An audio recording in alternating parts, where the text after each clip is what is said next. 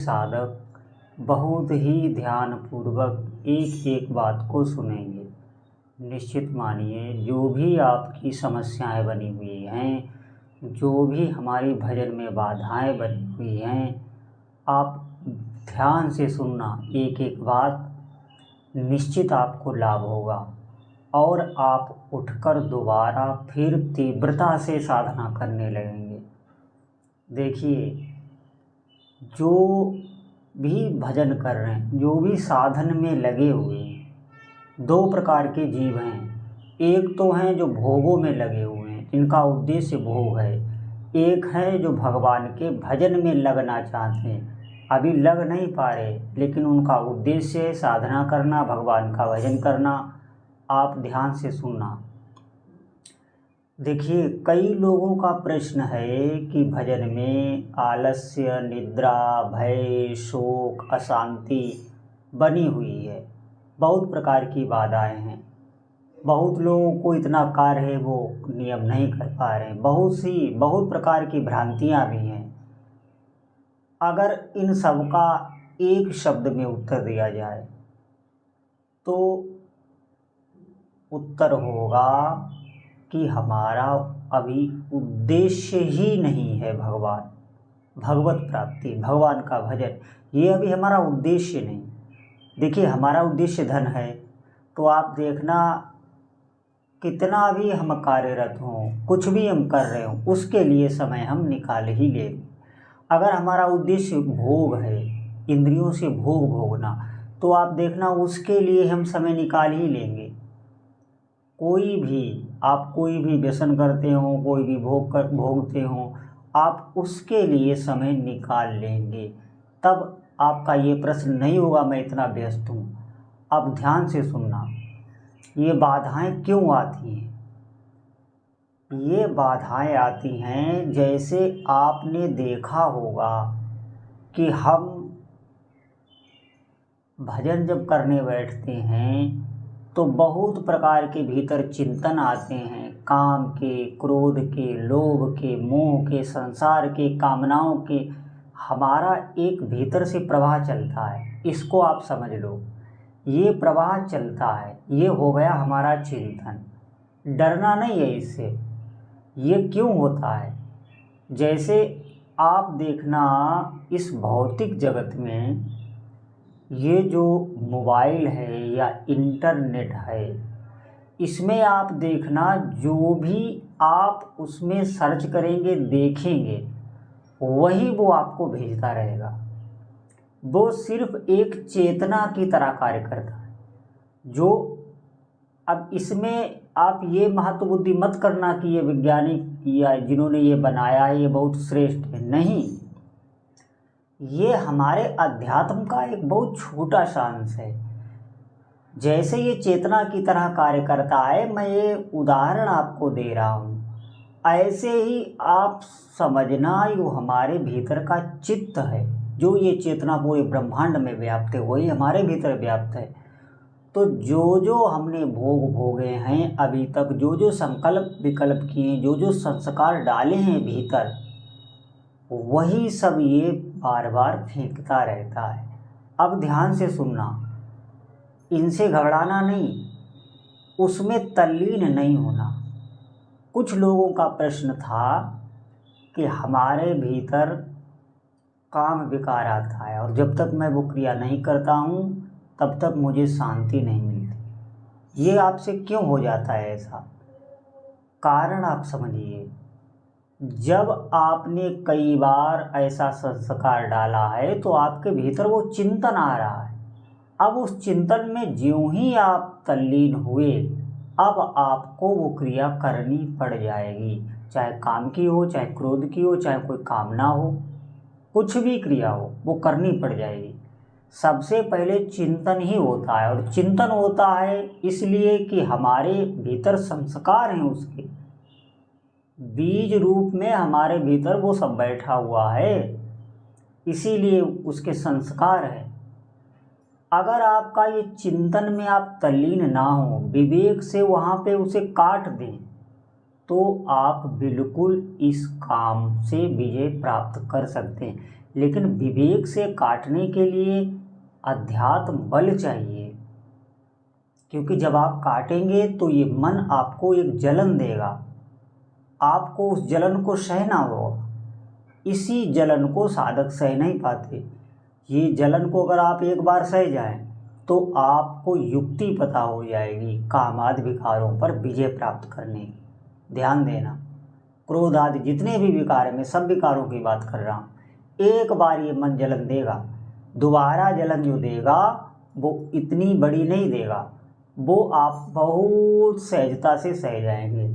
लेकिन हमें इसके लिए अध्यात्म बल चाहिए, भजन चाहिए, तब आप विवेक से उसको काट पाएंगे। जैसे आपने प्रवचन में अच्छी बातें सुनी, साधन संबंधी बातें सुनी, धर्म की बातें सुनी, अब अधर्म जब भी आपके हृदय में आएगा, किसी विकारवश आ जाए तो आपको भय होगा। अब देखना क्यों? क्योंकि आपने अच्छी बातें सुन रखी, इसलिए भय हो रहा है। और यही आप सत्संग ना सुने, अच्छी बातें ना सुने, कभी भी भजन ना करें, तो वो जो चिंतन उल्टा सीधा आता है वो आपको पता ही नहीं चलेगा ये सही है कि गलत है। वो आपको तभी पता चल रहा है जब आप सही मार्ग का अनुसरण कर चुके हैं, आपका अंतःकरण निर्मल हो चुका है, तभी आप उस जो भी काम विकार आदि हैं उससे आप परेशान हैं, तभी आपका अंतःकरण निर्मल है।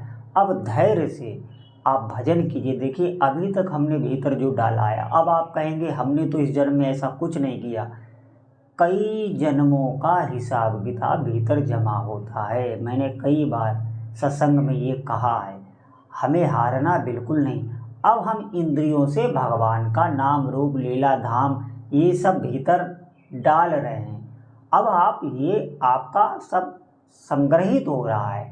पहले वो सब जो आपके भीतर विकार हैं उनमें जब ये नाम जाएगा, खलबली मचाएगा, उनको निकालेगा तो चिंतन तो आएगा ही।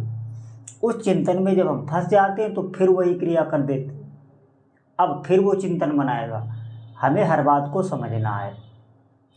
और ये जो निद्रा आदि आलस्य रहता है तो हमें ये समझना होगा, युक्ति खुद निकालनी होगी कि हमारा भजन किस प्रकार चले।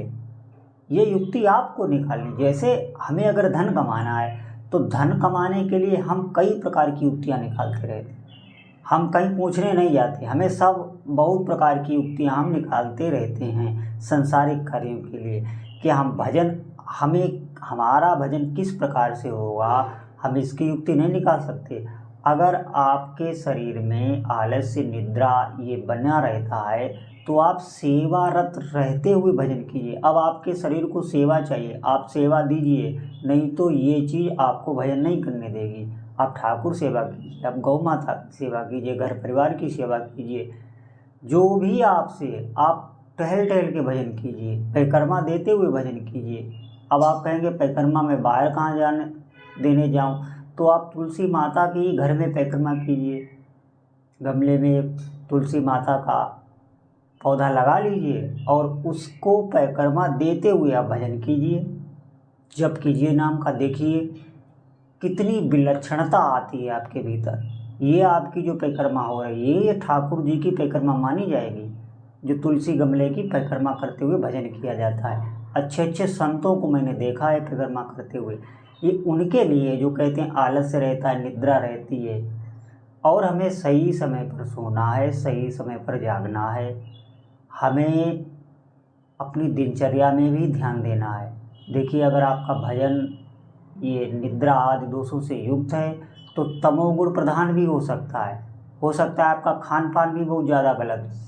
तो आप वही चीज़ खाइए जिनका भोग भगवान को लगता है। आप जल भी पीजिए, आप भगवान को पहले निमित्त बनाकर उनको मन ही मन आप भगवान को भोग लगाइए, मन ही मन, और उसके बाद अपना पा लीजिए, चाहे जल हो चाहे कोई भी भोजन आदि जो भी आप खाते पीते हों, लेकिन ऐसी अशुद्ध चीज़ भगवान को भोग नहीं लगेगी, ये ध्यान रखना। तो इस प्रकार क्या होगा, ये जो आप बता रहे हैं मेरे भीतर आलस्य रहता है, ये आपका बिल्कुल समूल नष्ट हो जाएगा। देखिए, हमें हर युक्ति से भजन करना है। हमें ये खुद देखना है हमारा मन कैसे लगता है, हमारा बोल बोल के, बातचीत के, टहल टहल के मन लगता है कि हमारा बैठ के आसन में मन लगता है कि हमारा नाम लेखन में मन लगता है कि हमारा कथा श्रवण करते हुए भजन करना अच्छा लगता है। हर युक्ति हमें विचार करनी होगी। उद्देश्य हमारा भजन होना चाहिए। उद्देश्य जब हमारा भजन हो जाएगा तो युक्तियाँ अपने हाथ निकल आवेंगी। कोई भी विकार आपको परास्त नहीं कर सकता। ये जितने भी विकार आते हैं इनके संस्कार हमारे भीतर हैं। जिस प्रकार ये सांसारिक चिंतन हमें क्लेश, भय, अशांति और पीड़ा दे रहा है, आप समझें इससे कई गुना ज़्यादा बढ़कर भगवान का भजन, उनके विचार, उनकी लीलाओं का चिंतन, उनका स्वप्न आदि में दर्शन, ध्यान आदि में दर्शन, जागृत में भी दर्शन, जैसी आपकी अवस्था हो, भागवतिक जितनी भी भागवतिक संपदा है वो आपके चिंतन में चलने लगेगी। ऐसा ही होता है। आप धैर्य से इसमें लगिए। जो भी ये दोष आपके भीतर बने हुए हैं इनका पता तक नहीं लगेगा ये कहाँ चले गए। चित्त की अवस्था ऐसी हो जाती, फिर आनंद ही आनंद। हृदय में हमेशा उत्साह भजन के प्रति बना रहेगा, हमेशा भजन बढ़ाने का उत्साह रहेगा। जो भी कार्य आपसे होंगे सब साथ सम्मत होने लगेंगे।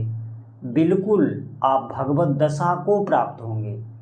ये सब एक अवस्था तक हैं।